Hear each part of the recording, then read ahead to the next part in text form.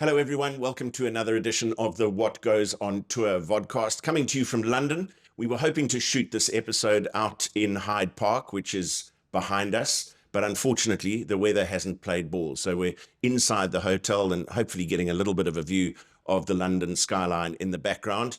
And a very interesting guest on the vodcast today. It's not a rugby player. Well, he may have played at some stage in his career, but he is a massive Springbok fan. But he's recently returned to his home in the UK from Rawalpindi in Pakistan, where he took 6 wickets in the second innings of the second test between the Proteas and Pakistan. You all know who I'm talking about. It's off-spinner Simon Harmer.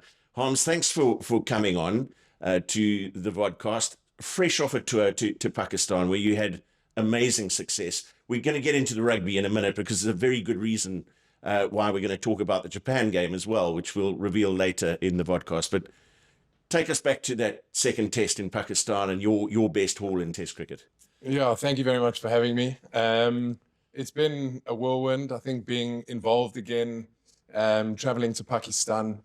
And yeah, I think I spoke about it in the press, just playing sort of 10, 12 test matches and never really getting over the line, getting a few 4-wicket hauls, and then eventually in the last innings, firstly getting to that 5-wicket haul mark, which I think was quite important with the lead that they had at the time, and then the 6th wicket making it my 1,000th first-class wicket. It was a pretty sweet moment and nice to do it in a Proteas jersey. And you were here in London when your teammates got over the line to win the World Test Championship, and you were saying to me a little earlier that it was immediately post that test match that you had the opportunity to say, I really believe I've still got something to offer at international level. Yeah, I'd followed the team's journey for a long time and was there day one at Lord's, where it was a foregone conclusion that Australia were going to win it.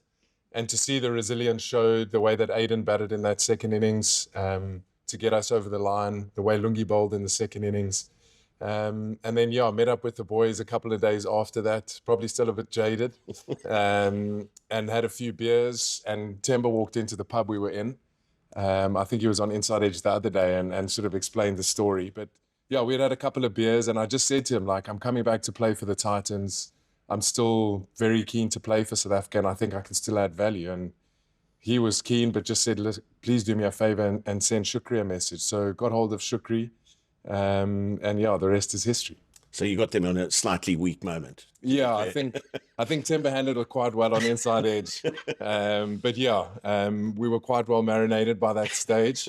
So it felt like the right time to sort of open those chats. And he was quite receptive. If he was sober, maybe not. But yeah, it's worked out all right. So we're going to come back to cricket later because there's upcoming cricket to discuss against India, which is exciting. But let's get to the rugby, because when our paths first crossed properly, it was in Paris. And you came to every single playoff game that the Springboks played in the Rugby World Cup, those 3 1-point victories that kept us all on the edge of our seats. But you were there as one of the most passionate Springbok supporters. So tell us about your love for the sport and your support for the Springboks. Yeah, my dad played representative Natal rugby when he was younger. So growing up, rugby was always watched at home. And then, yeah, just following the Springboks, I think the way that they go about their business, the way they carry themselves, the brand that they've built. I think everybody jumps on the bandwagon when you're winning World Cups, but I think on a day-to-day basis, the way that they've sort of gone about their business. And then with the World Cup being on our doorstep, living in London now, having the opportunity to sort of go across, crossing paths with you, trying to sort of work out a time where we could take on a little off-spin challenge. Absolutely. But yeah, it was an incredible time. I love following the Springboks, the way that they play their rugby, the way that Rassie is sort of genius of his trade. I love elite sports and I love the little 1%ers, and I think they're very good at that. So it's always been a team that I've loved following. Well, just a little word on that off-spin challenge. This happened in Paris during the build-up to one of the World Cup playoff games. I suggested that I didn't believe being a fairly tidy cricketer at school and university, that you could dismiss me in six balls. I think if it was in Pakistan, you'd have a chance. But it is something that we've agreed we're going to set up in South Africa. I'm up for the challenge, and Shimmy says that he will umpire, and he's completely incorruptible. Well, once he recovers from his injury, hopefully he'll be able to stand umpire. But unbeknown to me at the time, I didn't know that you were a left-hander, which is my bread and butter. So I think the bookies aren't taking any bets on it. But if you're still confident that you can get through six balls, Skalk Burgers put up his hand as wicketkeeper. So Yep. I think John Smith wanted to be short leg. So there'll be a bit of theatre around the bat. Yep. No problem. Listen, we committed to it, and now it's on camera. Yep. So we have to do it. Look forward to that. Looking ahead to this Saturday, you are going to be at Wembley watching the Springboks play against Japan, and for a very special reason, other than to watch your favorite rugby team, you've got a seriously vested interest in the Japanese team. Now, tell us about that. Yeah, so my brother-in-law, Tyler Paul, made his debut last week for Japan, coming off the bench against Australia. And he's on the bench this weekend against the Springboks. So, yeah, I'm going to be a little bit torn. I hope he does well, but the Springboks win. But yeah, it's been an incredible journey for him. Played at the EP Kings and then went to the Sharks, and then from there playing domestic rugby in Japan. And he sort of slowly climbed the ladder and got the recognition by Eddie Jones and the Japanese management. So I'm really happy for him. The whole family's flying over. The father-in-law is incredibly proud. So it's going to be a good week with family in town, and what better excuse than to go watch the Springboks play as well. And fascinating to have had two members of the family pursue professional sporting careers outside the boundary of South Africa. Let's talk about your entry into county cricket here. You've been such a phenomenal player for Essex. Came over on a Colpack contract, but that was done away with. You were telling me during the COVID era, but you still had to commit to coming back to play domestic cricket in South Africa in order to be selected again. Yeah, so not to give too much detail, but the Colpack thing was like a European trade agreement. Yeah. So that then fell away with Brexit, which allowed me to then play for South Africa again. So I did my sort of chapter 2, playing those tests against Bangladesh and West Indies at home, and then didn't come back to play domestic cricket, playing 12 months, getting a little bit older. I just felt maybe I needed some more time to sort of rest, but sitting still for 6 months, I've quickly figured out it's probably not the best thing, especially as a spinner. So good to be back in the mix. Good to be back with the Proteas. The change has been incredible. I think Shukri's done a lot of good work. He's a straight shooter. It's very black and white with him. I know that he's quite close with Rassie now and had quite a lot of discussions with Rassie about the way that he does things. Rene Naylor, the ex-physio, is now involved in some of the Proteas camps and just trying to get the level of that Proteas setup up to the standard they feel it should be. So, yeah, I think the team's done incredibly well winning the World Test Championship, but now it's about what comes next. And I think the steps that they're putting in place have been incredible to see. And the county cricket circuit, what is it like day to day? I know you've got a series of different competitions that you're playing in for your county. There's been an evolution in the white ball game in England as well. Yeah, I think they talk about the county grind. You start first week of April. It's 8 to 10 degrees. It's freezing. You've got layers of clothes on. Like, it's not pleasurable to be playing that early in the season, but it's the traditions in England and their sports, and especially with cricket.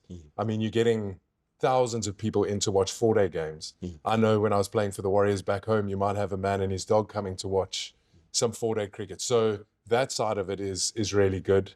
But it jumps between formats. You have a couple of days to prep for a T20 game, moving out of a 4-day game. So it's very full on, but very enjoyable, playing a lot of cricket. It's very well run. So I've really enjoyed it. I think it helped me fall in love with cricket again. I think when I came over, there were a lot of doubts, and coming into that environment, people being genuinely happy for your success, I've really, really enjoyed it. With the growth of the white ball game, Simon, and particularly T20 cricket, there was a view that the game, the sport as a whole, is too heavily weighted in favour of the batsman. But lately, we've seen the return of the importance of spin bowling as an art and as a means of wicket taking. Yeah, I think it's very well put. It is an art. It's the little intricacies of working a batter out, understanding what you need to do where a batter's looking to score. And like each format has its challenges, 4-day, 50 over, and T20. But in a T20 game, your margin for error is so much smaller, and the time between decisions is a lot quicker or shorter. So yeah, I think there has been a huge evolution. There's a lot of money that's come into T20 cricket. There's leagues all over the world. There's a lot of money to be made, as we saw with the recent SA20 auction.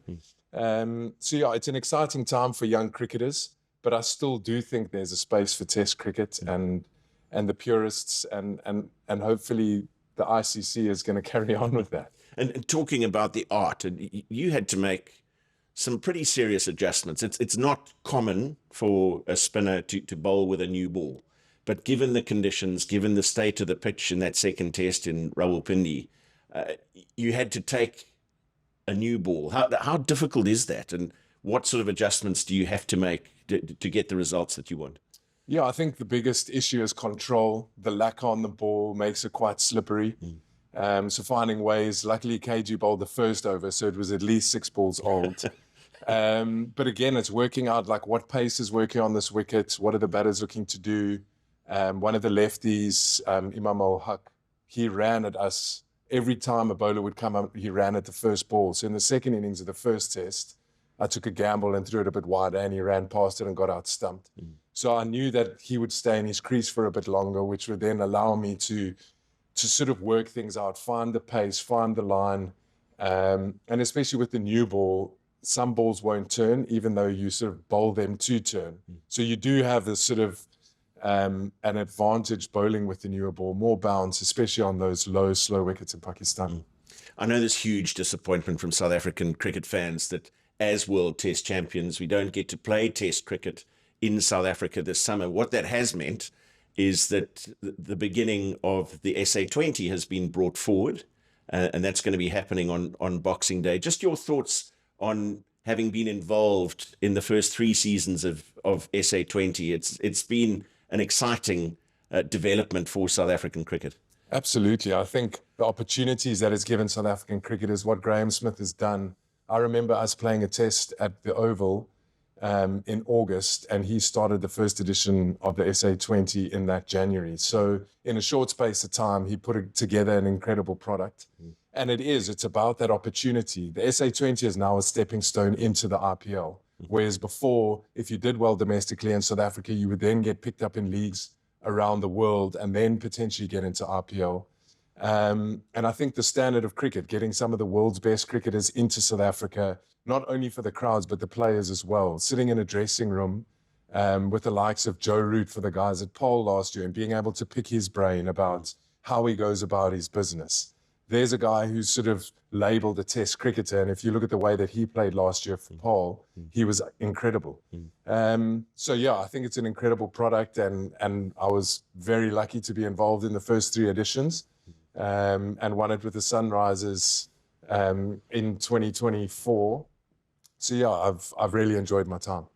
And the potential for maybe a last minute wild card into the next edition. Yeah, I think with professional sports, things happen quickly.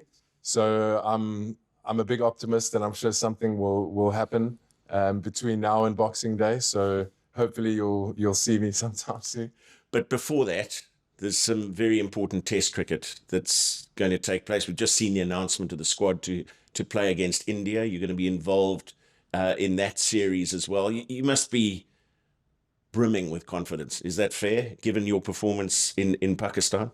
Yeah, I think, again, going and playing international cricket again after having a bit of a hiatus, there are a couple of questions. Are you still good enough? Yeah. And then taking wickets, and I felt I bowled well. Going into India, it's going to be a completely different challenge in their own conditions. They're a serious side. But hopefully we learn from the mistakes that we made in that first test, and it's only a 2-test series, so hopefully we can put our best foot forward and give them a hiding in their backyard. Good to see Themba Bavuma back. You spoke about a conversation you had with him after the World Test Championship final, looking at that performance, specifically from Temba and Aiden in the South African second innings. It shows the grit that this side really has, their ability to dig in when it really counts. Yeah, I think if you look at Temba's record in Test cricket over the last sort of 4 years, he's averaging close to 50. He's been a serious player, and he's a big miss when he doesn't play for the Test side. So it'll be good to have him back as captain as well. So yeah, I think the way that he's played over the last while, he's a serious addition, and the team's in a better space having him back. Now, given that you say you come from a rugby-loving family and from a father who played rugby at a decent level, were you ever going to go that route? Be honest. In hindsight, I would have loved to, because I think if you're playing first-team rugby at school, you're quite a big deal. First-team cricket didn't have the same sort of lure with the ladies at Girls High. But yeah, I think I loved playing rugby. My mom was a tennis player, so I think there was probably more chance of me going into tennis. But for some reason, I chose cricket. I think I was probably better at cricket than I was at rugby. I'm not sure I would have played for the Springboks, so I'm quite happy that I ended up choosing. And I started off at tight head prop, played hooker. Would never have thought so. Yeah, I know. I'm in showroom condition at the moment. But yeah, I was a big kid, a fat little kid when I was in high school. So yeah, I didn't really enjoy the front row. Got a lot of respect for those boys who do it week in, week out. Salads don't win scrums. I buy into that massively. But yeah, I love watching rugby, but I'm quite happy with my career path. And any chance we might bump into you somewhere else on this November tour, or how soon do you have to link up with the Proteas again? We head off on the 7th or 8th of November, so unfortunately I'm going to miss. No return to Paris? Unfortunately not. But for very good reason. Yeah, I think there's a few demons that need to be put to rest there, but it was a good tour. Unfortunately, going to miss that, but looking forward to the Test series in India. If everything goes according to plan against Japan and Sia Kolisi comes through unscathed, and God willing he does, Paris will be his 100th Test match. Just your thoughts on Sia, having spent some time with him, his ability as a leader, what he's done for South Africa through the medium of sport. Yeah, I think if you look at sort of what he's done away from rugby, I think we all know what he's capable of on a rugby field. I think the way that he's progressed through his career, he's got better as a player. And I think his leadership speaks for itself. If you look at the way that he galvanizes that change room and gets those players, you look at all the stuff with Chasing the Sun, where you get an insight into what goes on in the change room. The songs that they sing walking out, like, it gives me goosebumps now thinking about it. But then the stuff that he's done away from rugby and the way that he conducts himself, the person he is, he's level-headed, he's humble. So yeah, massive respect for the guy. I think he's one of the more recognizable sports characters around the world now. So yeah, I can only imagine what it must be for him reaching 100 tests as a Springbok.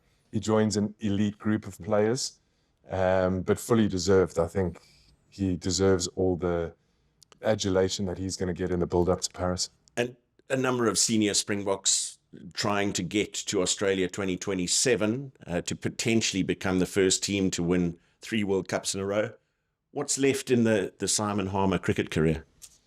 I'm not sure. I've just finished my law degree, so there's that crossroads of what comes after cricket and when I start that transition.